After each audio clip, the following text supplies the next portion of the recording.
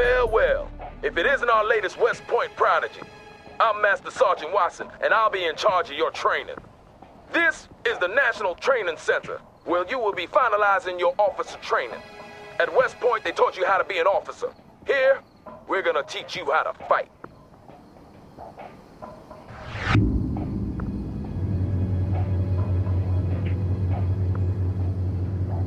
We'll start out with the control of the battlefield camera.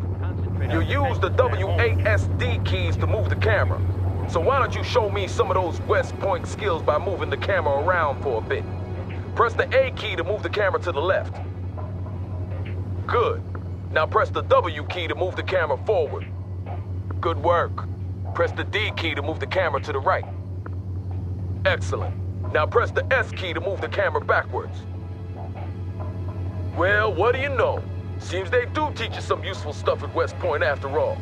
Next up is camera panning and tilting. You do this by moving the mouse cursor to the edge of the screen. Let's start by panning the camera to the left. Do this now. Excellent. Go ahead and move the mouse cursor to the right edge of the screen to pan to the right.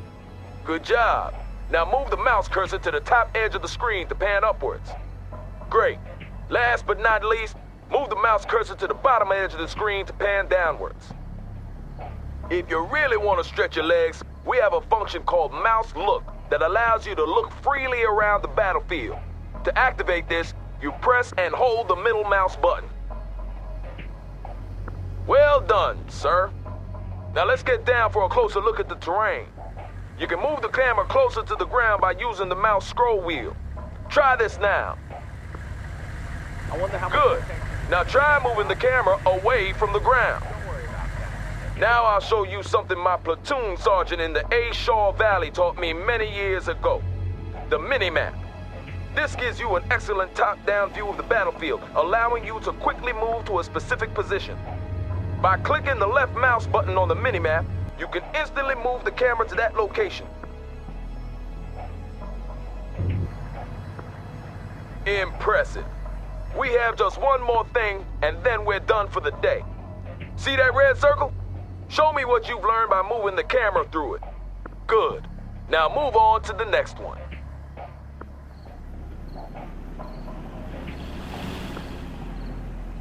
Good. Now move on to the next one.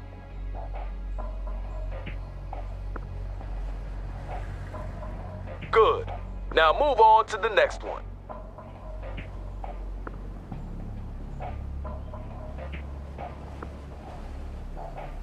Keep this up, we'll get you shipped to Europe in no time.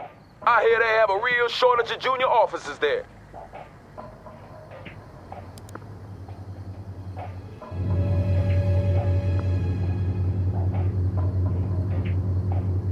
You got more spunk than most of the West Point pukes we get sent out here, I'll give you that.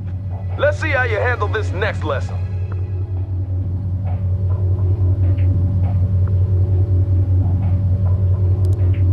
I'm gonna give you command of a Humvee. To issue orders to it, you have to select it first. And to do that, you left click on it with your mouse. If you want to select multiple units at the same time, you can create a selection box by clicking and holding the left mouse button and then drag the box around the units you want to select.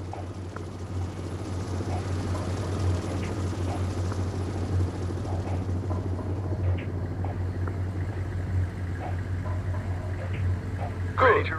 Now with the Humvee selected, you can start ordering it around. To issue a move order, select the Humvee and then right-click in the world where you want it to go. Good. Now I'm gonna teach you about transports. For this part of the exercise, I'll give you command of an infantry squad along with the Humvee. Select the infantry squad and order the soldiers to enter the Humvee by right-clicking on the Humvee. Yes, sir. Ready for entering transport. This vehicle is ready. We're all in the transport. Now, since the infantry squad is inside the Humvee, you can no longer issue orders to them. However, you can move the Humvee around as usual. To unload the infantry squad, simply select the Humvee and click the unload button on the order pallet. Try that now. Rolling out. Well done. Now let's move on to Infantry combat. embarking, sir. Not for real, though. This is a simulated exercise and the OPFOR will be your enemy. I hope you didn't wet your pants there. To tell a unit to attack, select the unit you want to use and then right-click on an enemy unit. See those units there? They don't seem too friendly, do they?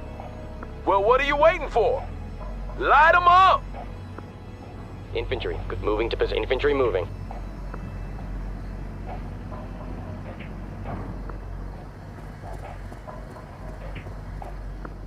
Fit for fight, sir. Ready for duty. Reporting ambush to the enemy. Infantry defeated. Enemy target destroyed, sir. That's the spirit, sir. They'll fear you in Germany. Let's To hustle. really be all you can be in urban warfare, you need to make good use of the surrounding terrain. See that building over there? You can move your infantry squads inside to give them extra protection against enemy fire. Select your infantry squad and move the mouse cursor over to that building. The cursor changes to indicate that you can order your infantry squad inside. To do this, you select your infantry squad and right-click on the building. Do Yes, so sir. now. Ready for action. Ready for duty.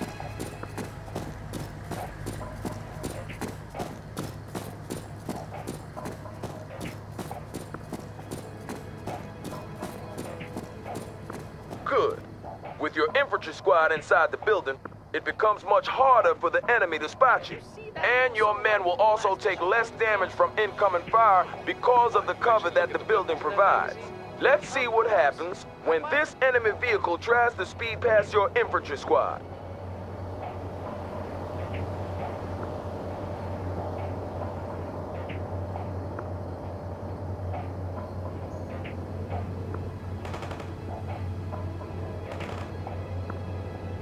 Sir, the vehicle is neutralized. Did you see that? OPFOR barely got a shot off. Well done, sir. To order your squad to leave the building, select the building Yes. and then right-click anywhere outside. Infantry. Good job, sir. Remember to seek cover with your infantry whenever possible, since they're a lot more exposed than other units. Now let's talk a little about unit special abilities. They will undoubtedly save your life one day, so pay attention. For this next exercise, I'm giving you command of a Bradley infantry vehicle. Start by selecting the Bradley. Good. On your order palette, you can now see that the Bradley has two special abilities. One offensive ability Over the battlefield with guns blazing. Wake up and one defensive ability. Why would legs ever be better than tracks, huh? Besides, The offensive ability will help you kill hostiles faster, and the defensive ability will help you increase your unit's survivability. All special abilities have a cooldown timer. This is the time it takes for the unit to reload the required munitions or catch their collective breaths. This means you'll have to use that think box of yours to decide when to use each ability. This Humvee will only take damage from your offensive ability, so don't bother shooting at it with the chain gun. To use an offensive special ability, you left-click the corresponding button. Do that now. Good. Now left-click on the Humvee to launch a tow missile at it. Not bad at all, sir. As you can see, that ability is now cooling down, and you will have to wait a certain time before a new missile can be fired. Some units also come with a defensive special ability. Your Bradley, for example, has a smoke screen that it can deploy to hide from other hostiles. It's deployed immediately when you left-click the corresponding button, so don't fire it prematurely. Most units have unique special abilities, so make sure that you learn how each one works. They are one of the main keys to gaining the upper hand on the battlefield. That's basically all you need to know about movement and combat. Keep this up and you'll be graduating from here top of your class. Then you'll face the harsh school of real combat. I'll see you tomorrow when we'll talk about command points and objectives. Smoke launch, sir.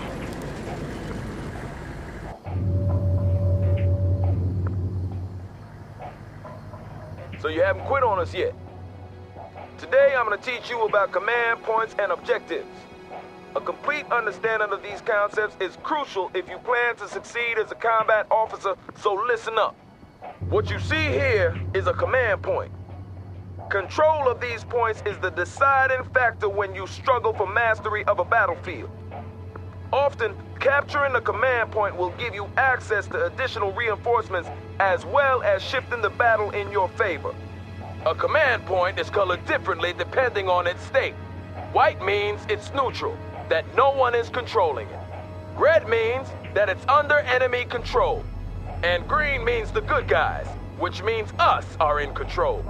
To capture a command point, you need to place your units inside each of the connected circles, or perimeter points. And when you've done this, the command point will be yours.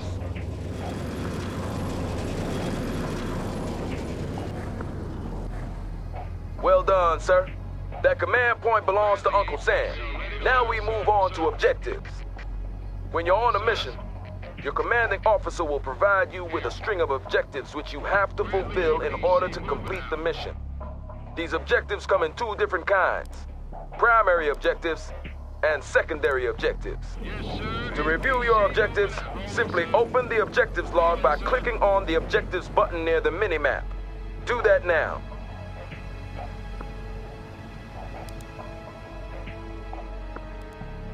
Primary objectives are crucial for mission success. Fail one of these, and you will fail the mission. See that command point there? Your new primary objective is to secure it, just like you did in the previous exercise. Red track leaving. We are moving as ordered. Well done. Primary objective completed, but you're not done yet. As I mentioned before, you will be given both primary and secondary objectives. Secondary objectives are optional, but you should still try to complete them. You won't fail the mission if you ignore them, but promotions and other rewards might be slow in coming. When you complete a secondary objective, you will often be rewarded, and trust me, you will need whatever edge you can get if you're hoping to get by when the shooting starts. Now for the actual exercise. Your primary objective is to capture that command point, and your secondary objective is to eliminate that infantry squad. Get moving, sir. Moving out.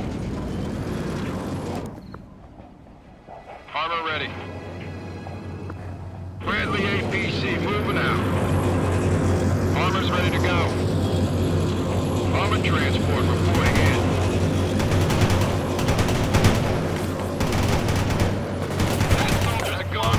Transport ready. What? Rolling into spinning those rolling her out. Bradley in, spinning those tracks. Driving to coordinates. Driving to Primary and secondary objectives completed. You're starting to shape up, sir. I'll see you here tomorrow for your next lesson.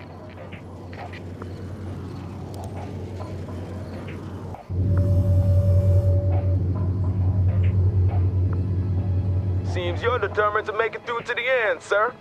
I guess you're eager to get to Europe and do some good. Today I'll teach you about reinforcements. It's the inevitable rule of war that men get hurt and die. But as a commander, you must stay focused on the big picture and complete your objectives. And for you to be able to do this, your commander will give you access to reinforcements. First off, you need to activate the reinforcement menu. Press the reinforcements button now. Good. Your available reinforcements are shown as points. In the left-hand column, you can see the amount available. In the right-hand column, show you the amount incoming. The available points are ready for you to use. You can spend them on units and then have these units delivered to the battlefield. The incoming points will be added to your pool of available points over time. Each unit has a point value tied to it. This is the amount it would cost you to order down one such unit. That Bradley IFV, for example, costs 750 reinforcement points and about 3 million taxpayer dollars. If you should lose one in action, those 750 points will be reimbursed to your incoming points pool, and after a while, they will be available to spend again. To start ordering units, you need to place a drop zone marker. The marker indicates where the transport aircrafts will drop your units. Click the drop zone button.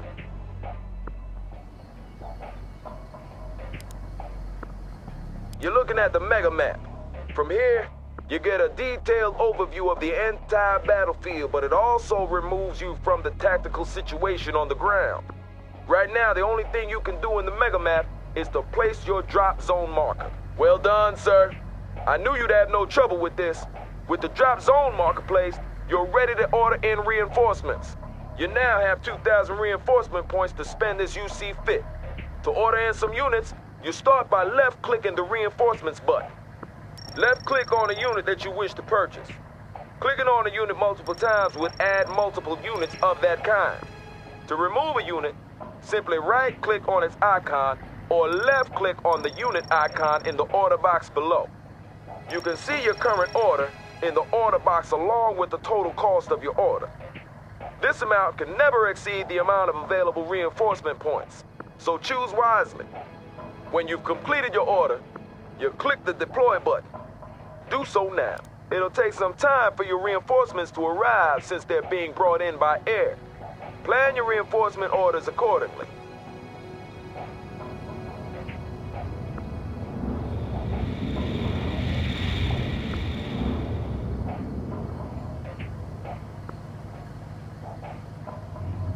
Superb job, sir. Only one more day until graduation. I'll see you back here tomorrow. Moving out, entering transport. Armor's ready to go. That was the last one, sir. Morons will probably argue. Deploying smoke, sir. Yes, sir. APC moving out.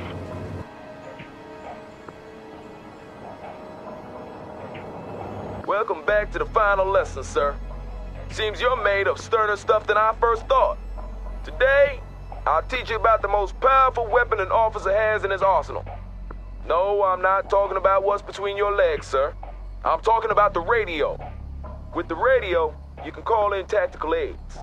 They encompass everything from reconnaissance flights to artillery barrages and airstrikes. And they'll provide you with a real advantage in a tight spot. As you succeed on the battlefield by killing the enemy and capturing command points, you will receive tactical aid points. These can then be used to call in tactical aids. Today's your lucky day, though, because you will be provided with a steady stream of tactical aid points regardless of your battlefield performance. And to spice things up a bit, I've ordered the OPFOR to place some hostile targets for you to practice on. I know you're itching to get started, so don't let me hold you back. Get to it! Good. To deploy a tactical aid, simply left-click the weapon or aid you want, and then left-click in the world where you want it deployed.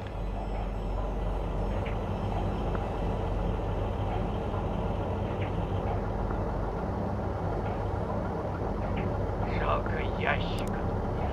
Ага. Баб пялится. И можно даже без звука слушать там все равно некому.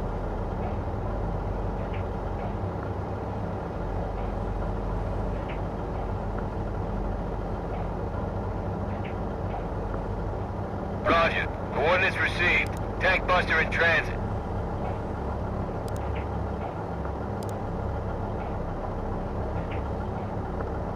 Roger. Close air support. Bringing in the goods.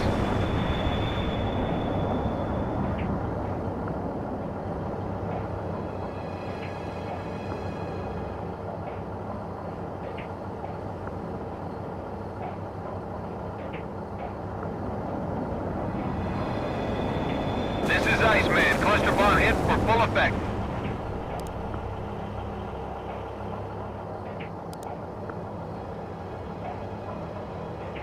This is Wolverine. Bunker buster ordered, commencing attack.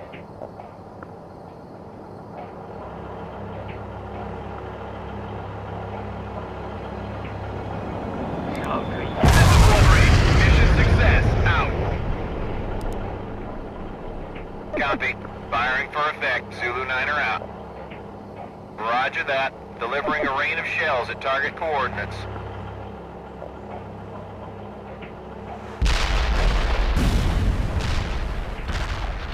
Target area has been turned to dust, including hostiles. Poor, sir. OPFOR targets destroyed. Superb job. As you might have noticed, it took some time before the tactical aid was deployed. This time varies depending on the tactical aid in question, so you need to plan ahead and analyze the movement of your enemies in order to hit them. Now those targets you just annihilated were stationary. and even a Marine could do that. To be really effective, you need to learn how to hit moving targets. So let's try it again. But this time, we'll have moving targets to practice on. Get to it. Those coordinates were no good. Hunter out. Wilco. Fire mission received. Artillery barrage inbound.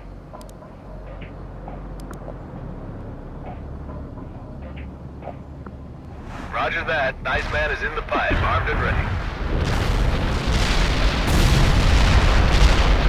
Artillery barrage turned the target area into dust.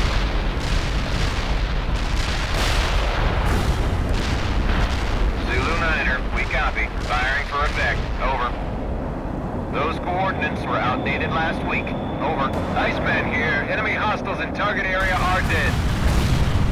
We have 0 damage to hostiles in the target area. Enemy units in the target area are destroyed. Coordinates targeted clearly. Zulu Niner out. Roger. Close air support, bringing in the goods.